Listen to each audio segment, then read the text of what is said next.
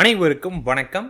இந்த வீடியோ பக்கத்தில் நம்ம பார்க்க போறது இந்த ஒரு பெயரை சொல்லுங்கள் உங்கள் விருப்பம் 30 நிமிடத்தில் நிறைவேறும். ரொம்ப முக்கியமான அர்ஜென்டான சூழ்நிலைக்கு இதை பயன்படுத்தி பாருங்க. இதோட மாற்றங்கள் உங்க அனுபவத்துல உணர்வீங்க. அதே போல இந்த வீடியோ பக்கத்தில் பாத்தீங்கன்னா ஆன்மீகப்படியும் நம்ம செல்வம் வளர்றதுக்கு நம்ம என்னென்னலாம் பண்ணலாம் அப்படிங்கிற சில குறிப்புமே கொடுத்துருவேன். முதல்ல பாத்தீங்கன்னா ஒவ்வொரு வெள்ளிக்கிழமையும் கண்டிப்பா உங்க வீட்டில் பாத்தீங்கன்னா விளக்குல பாத்தீங்கன்னா டைமண்ட் கல்கண்டு போட்டு ஏற்றிப்பாங்க. அதாவது விளக்கு எதுவா இருக்கும்னா கஜலட்சுமி விளக்கு இல்லாட்டி காமாட்சம்மன் விளக்குல பாத்தீங்கன்னா டைமண்ட் கல்கண்டு போட்டு விளக்கு ஏற்றி பாருங்க. இது பாத்தீங்கன்னா நம்ம வீட்டுல லட்சுமி கடாட்சத்தை உருவாக்க ஆரம்பிக்கும். தினமும் மாலை 6 மணிக்கு ரொம்ப முக்கியமா நீங்க விளக்கு ஏற்றி ஆகணும். அதே போல காலை மாலைன்னு விளக்கேற்ற வீடு ரொம்ப ரொம்ப நல்லது. எந்த வீட்டுல 24 மணி நேரமும் விளக்கு எரியுதோ அந்த இடத்துல செல்வ வளம் இருந்தே தீரும் அப்படின்னு நம்மளோட ஆன்மீகம் குறிப்பிடுது. உங்களால 24 மணி நேரம் விளக்கேற்ற முடியும் அப்படின்னா கண்டிப்பா இதை மட்டும் பண்ணி பாருங்க. எப்பேற்பட்ட கஷ்டங்கள் எப்பேற்பட்ட தரித்திரமா இருந்தாலுமே அது விலக ஆரம்பித்து மகிழ்ச்சி ஏற்படும்.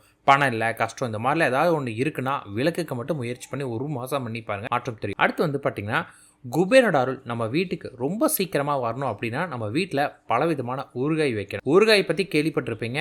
ஊறுகாய் பார்த்தீங்கன்னா குபேரனுக்கு ரொம்ப பிடிச்சமான உணவுகள் அது ஒன்று. அதனால குபேர சம்பத்து வரணும்னா ஊறுகாய் இருக்கணும். மற்றும் நம்ம வீட்டுக்கு பார்த்தீங்கன்னா சுமங்கலி பெண்கள் வர்றப்ப அவங்களுக்கு முதல்ல தண்ணீர் குடிக்க கொடுங்க. அதன் பிறகு மஞ்சள் குங்குமம் கொடுக்கணும். இதனால ஜென்மாந்திர தரித்திரம் தீர ஆரம்பிக்கும், பணவரவு ஏற்படும். ரொம்ப முக்கியம், அமாவாசை அன்னைக்கு நம்ம வீட்டு வாசல கோலம் மட்டும் போட்டுறாதீங்க, தலைக்கு எண்ணெய் தடவிடாதீங்க, பூஜை காலை பொழுதுல செஞ்சிடாதீங்க. இந்த நாள்ல நீங்க முதல்ல வணங்க வேண்டியது உங்களுடைய பித்திருக்களும் குலதெய்வம் மட்டும்தான். இதை மட்டும் பண்ணாவே குடும்பத்துல மிகப்பெரிய அளவு முன்னேற்றம் ஏற்படும். வீட்டுல விளக்கு ஏத்தின பிறகு பால், தயிர், தண்ணி, உப்பு, ஊசி, நூல் இதை பாத்தீங்கன்னா வீட்டை விட்டு வெளியேறக்கூடாதுன்னு சொல்லுவாங்க. ஏன்னா இது வெளியேறும் போது நம்ம வீட்டில் இருக்கக்கூடிய பணமும் நம்ம வீட்டை விட்டு போயிடும் அப்படின்னு சொல்லப்படுது. அதனால எக்காரணத்துக்கும் இந்த வேலை பண்ணாதீங்க. வெள்ளிக்கிழமை அன்னைக்கு சுக்கர ஓர நேரம், இந்த நேரத்தில் பாத்தீங்கன்னா மொச்சை, இந்த மொச்சை பேர் இல்லைங்களா, மொச்சை இதை பாத்தீங்கன்னா சுண்டல் மாதிரி செஞ்சு மகாலட்சுமிய வணங்கி மகாலட்சுமிக்கு நெய்வேதியமா செஞ்சுட்டு நம்மளும் சாப்பிடணும், நம்ம குடும்பத்தினரும் சாப்பிடணும், மற்றும் வெளியே இருக்கிறவங்க பக்கத்து வீட்டுக்காரங்களுக்கு எல்லாம் சாப்பிட கொடுத்தீங்க அப்படின்னா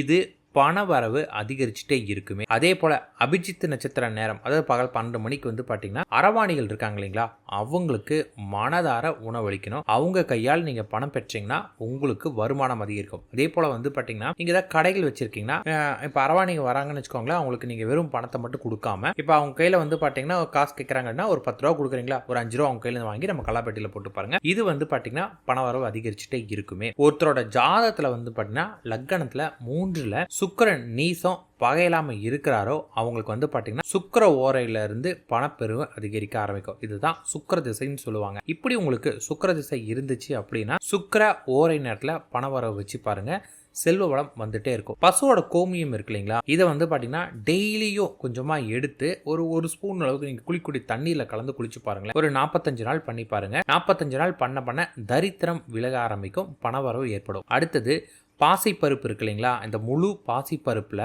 வெள்ளத்தை கலந்து தண்ணீர்ல நல்லா ஊற வச்சு அதை அடுத்த நாள் பறவை, பசு இவற்றுக்கு உணவா கொடுத்து பாருங்களேன். ஒரு 45 நாள் பண்ணி பாருங்க, உங்களோட கர்ம வினை குறைய ஆரம்பிக்கும், பணவரவு ஏற்படும். வெள்ளிக்கிழமை அன்னைக்கு பெருமா கோயிலுக்கு தாயாருக்கு அபிஷேகத்துக்கு பாத்தீங்கன்னா பசும்பால் கொடுத்துட்டு வந்துட்டு இருந்தாவே பாத்தீங்கன்னா பணவரவு ஏற்பட ஆரம்பிக்கும். அதே போல பச்சை வளையிலும் தாயார் கொடுப்பாங்க. இந்த மாதிரி பாத்தீங்கன்னா இன்னும் நிறைய ஆன்மீக குறிப்புகள் இருக்கு. இப்ப நான் சொன்னது எல்லாமே பாத்தீங்கன்னா நம்மளால செய்யக்கூடிய ஒன்று தான். ஒண்ணும் இருக்கு, ஒண்ணு என்ன எனக்கு இன்ஃபார்ம் பண்ணுங்க, கமெண்ட் பண்ணுங்க, நான் கண்டிப்பா தரேன். இந்த விஷயங்கள்லாம் நீங்க தொடர்ந்து கடைபிடிச்சிட்டு வாங்கல, ஆல்ரெடி பண கஷ்டங்கள் கொஞ்சம் கொஞ்சமா நீங்க ஆரம்பிக்கும், தரித்திரம் நீங்க ஆரம்பிக்கும், பணவரவு ஏற்படும். அது கூடவே பாத்தீங்கன்னா ஒரு வார்த்தை இருக்கு. இந்த வார்த்தையை பாத்தீங்கன்னா ரொம்ப அர்ஜென்டான டைம்ல மட்டும் பயன்படுத்துங்க, சும்மா எல்லா நேரமும் பயன்படுத்தாதீங்க. இது எப்படி பயன்படுத்தும் கேட்டீங்கன்னா, உங்க பூஜை அறையில போய் நீங்க நல்லா அமைதியா உட்கார்ந்துட்டு ஒரு பிரியாணி இலை எடுத்துக்கோங்க, ஒரு பச்சை கலர் பெண் எடுத்துக்கோங்க, நல்லா அமைதியா உட்கார்ந்துட்டு உங்களுக்கு எவ்வளவு பணம் வேண்டும் அப்படிங்கிறத முடிவு பண்ணிட்டு ஸ்ரீம் அப்படின்னு மனதை ஒருநிலைப்படுத்தி அந்த மந்திரத்தை சொல்லிட்டு அந்த இலையில ஸ்ரீம்னு எழுதி 2918 அப்படின்னு எழுதிட்டு அது கீழே உங்களுக்கு எவ்வளவு பணம் அர்ஜென்ட்டா தேவைப்படுதோ அதை எழுதுங்க. இதை எல்லா நேரமும் பண்ணக்கூடாது. ரொம்ப இக்கட்டான சூழ்நிலை, எனக்கு வழியே இல்லை,